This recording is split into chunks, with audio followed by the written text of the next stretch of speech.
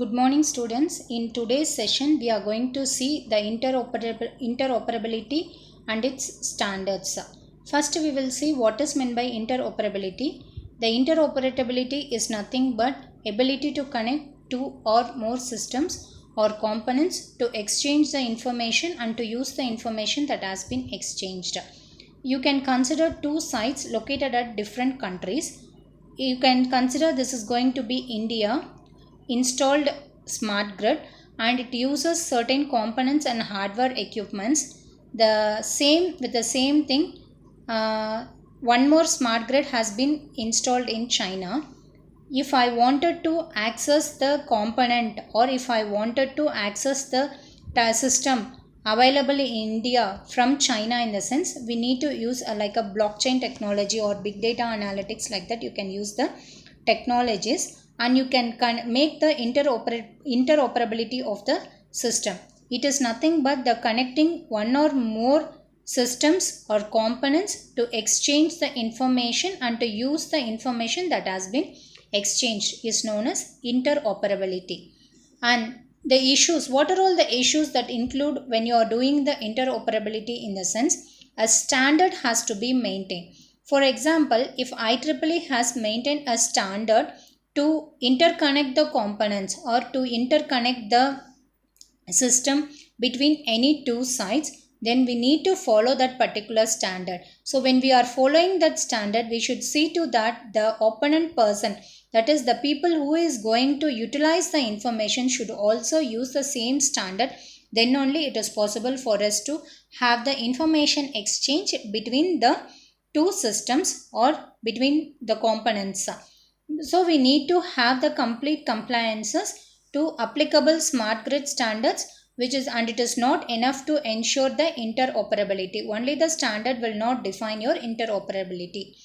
Communications, management, security and application execution message must all be well understood by the interoperating equipment. Standard not alone is sufficient. In addition to that, what is the minimum voltage, how, in what way it is getting communicated, whether the wide area management system is giving all the necessary data to the PMU, that is phasor measurement unit, whether that is sufficient to communicate with the external device. So all these measurement device, communication device, management, and whether the security is properly maintained with respect to the power transmission and distribution, and whether it is executing it properly in the implemented system.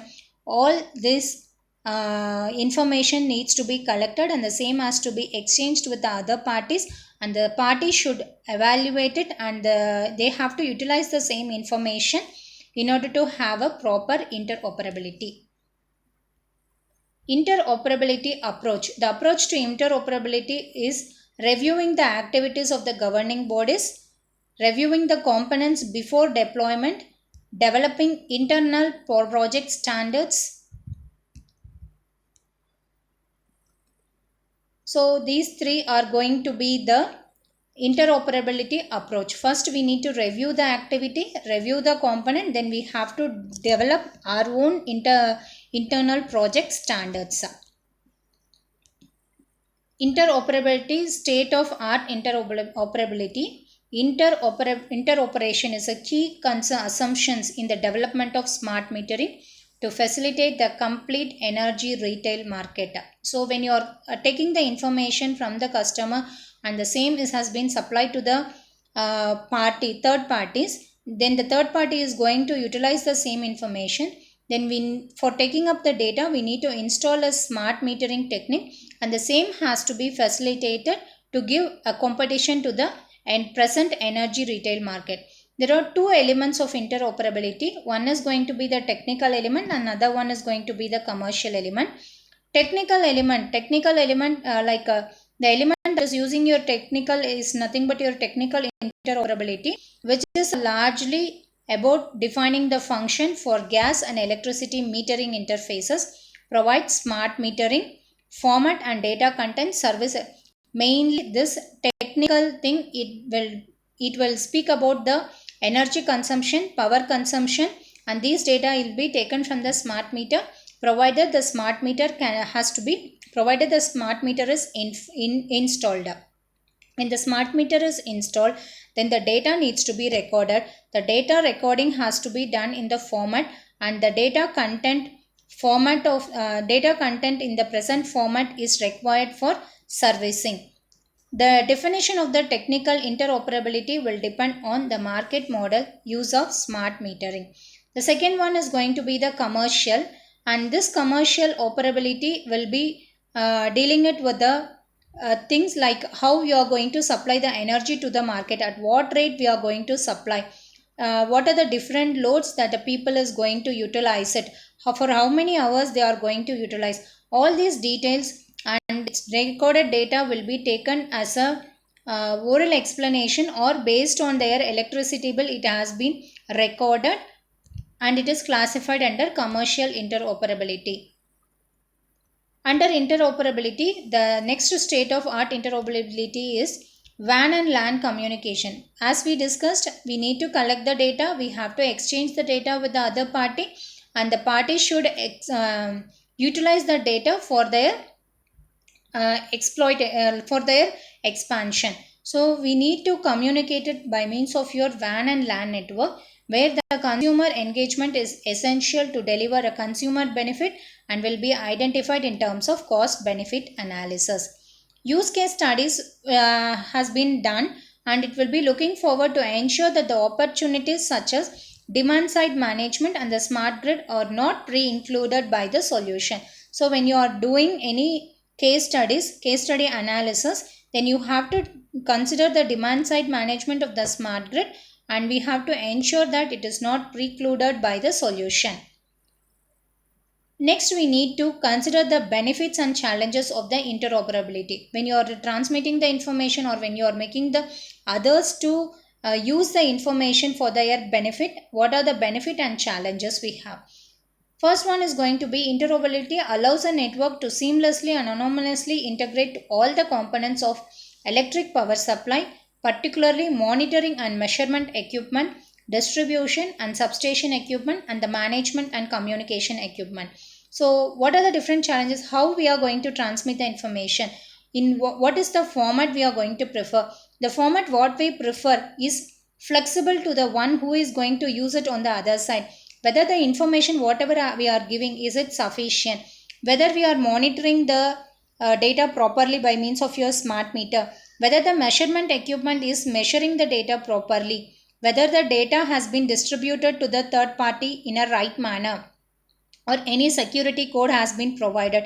If the security code is provided, how far we are going to share the security code with the third parties. So all these things are going to be the challenges in case of your interoperability. Therefore, the minimization, what this interoperability benefit is, mainly the human intervention is reduced. That is the mainly human taking the data, human taking the reading, manual reading is reduced, and it has been processed, and the function is also processed automatically. Therefore, human intervention in means of recording the data and maintaining the and making the function is avoided. Therefore, it is going to be the benefits in case of your interoperability. The challenges include the need for technical enhancement of the network, adoption and adaptation of existing technology, and development and implications of your comprehensive standards. So as I discussed earlier, it has to be standardized, and the standard needs to be followed. The same standard has to be communicated properly to the third parties, and the people who are going to utilize the data should also be should also have the hands of experience in handling those standards. Then the other challenge what we are going to face is procedure to address vandalism, hacking, malicious attack will require the development of security protocol. So as we discussed earlier, the security is a major concern when you are transmitting the information from one end to other end, and with proper authentication. That is, I have discussed about the security code while transmitting the information. So that is nothing but the authentication and validation before getting access with the grants. Next, we have seen the benefits and challenges of the interoperability. Now we are going to see the model for interoperability in the smart grid environment. We have several key features in interoperable efficiency of the network that have to be considered in relation with each other and also independently. So whatever we are sharing and whatever, whether it is transmitting it in an efficient manner or inefficient manner, we should have the information, and with the recorded information we have to see how far it is benefited. Like that, we need to identify the relation in accordance with independently we have to identify, and also dependently you have to identify. For that, the following will illustrate a conceptual model of your smart grid developed by the Gridwise Architecture Council, which is GWAC. It is a 8-layer stack termed the GWAC, provides the context for determining the smart grid interoperability requirement and defining how to exchange the information. The layers, as we told, it has got 8 layers, right? So layers represents the chronological process that enable the various interactions and transactions with the smart grid, and also each layer will depend upon the layer beneath, so that the layer must function properly for the entire stack and it has to be effective. Therefore, as a complex function is required by the network, and more layer will be required to achieve the interoperability. According to GWAC, each of the category is subdivided under technical, informational and operational. Smart grid network interoperability, considering all the challenges, benefits, structure and standards. The smart grid network interoperability requires a specific data and instruction to complete the task. Challenge to design the language and protocol to ensure effective communication between machines that are governed by the same protocol, and even so far, even if it is going to use a different protocol, how the information is going to get transmitted. The main issue is to facilitate the efficient, quick and speedy transfer of data among and across the devices, among different parties, and also across the devices that is used at two different places. And it is not limited only to the physical aspect of the network. You expand it as much as you can. Smart grid interoperability issues creates the network for networking standards, so that the machines needs to be connected or can be communicate without any interruption or disruption. Unfortunately, making the system communication between two devices or communicating the information from one country to the other country, it is not a difficult task. So you have to consider all the challenges and you have to design the protocol accordingly, whether the protocol can be an independent protocol or dependent protocol, and a particular language has to be selected so as to maintain the system security, and it has to be communicated properly with complete authentication. Once it is authenticated, a grant needs to be given to the third parties for accessing the same. In case the data transfer communication may be prohibited in case of your incomplete and in network inefficient. When the network is not efficiently working, then you can restrict the operation in that particular area. Interoperability and control of your power grid. Interoperability and control of the power grid, in the sense we need to control the communication that is given to the people. You cannot completely share the design concept. So whatever details it could be communicated to the best extent, that can be communicated. And network control is also a major issue when you are going to have all these utilities. Full control will require that all machine communicate, interpret and perform tasks that most machines they cannot do. The use of SCADA and EMS. EMS is nothing but your energy management system, and have become ineffective, and it leaves control centers with the need to communicate with the other control centers. So this is not an effective method of communicating. You have to use an intelligent communication technique for effectively transmitting the information from one end to the other end. Therefore, the control centers must be able to connect to machines that have a smart technology to facilitate the effective performance with little or no interruptions. So ultimately, the ultimate goal is to transmit the information from one user to the other user without any data disruption, without any interruption, and it has to be properly communicated with full authentication, and a grant needs to be given to the third parties once the authentication is over. And we have to consider all the challenges that is happening in the smart grid with respect to the security. All these has to be taken into account, and you have to use a smart system where the customer or the user will have some degree of autonomy over the consumption with faster, effective response to supply disruption. Next, standards. So we have seen that according to the standard we need to transmit the data. We have different types of standards as shown over here. First one is going to be National Institute of Standard and Technology, International Electrochemical Commission, Institute of Electrical and Electronics Engineering, Internet Engineering Task Force, American National Standard Institute, North American Reliability Corporation, World Wide Web Consortium. So we need to prefer the standards. Whatever it is shown over here.